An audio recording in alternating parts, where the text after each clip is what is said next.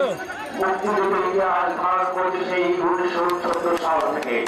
1970 সালে আজকের বাণিজ্য মন্ত্রী জনাব তোফায়েল আহমেদ সেদিন গণঅভ্যুত্থানের মহানায়ক হিসেবে বাংলার মানুষের কাছে পরিচিত হয়েছিলেন।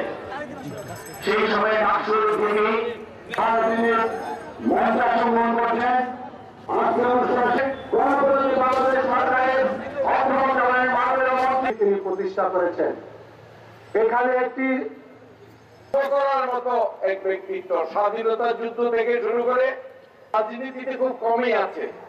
আজকে আমার এখানে অন্যান্য আমন্ত্রিত অতিথিবৃন্দ, আমার সামনে দৌলত খা ভোলার জনগণ সবাইকে আমার সালাম। ভালোবাসেন হৃদয় দিয়ে। তার মায়ের নামে এখানে একটি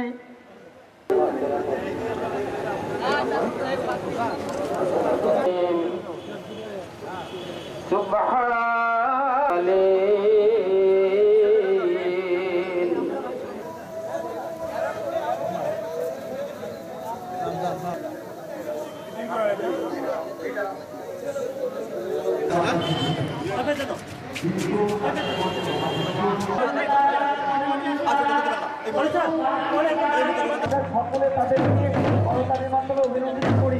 আমরা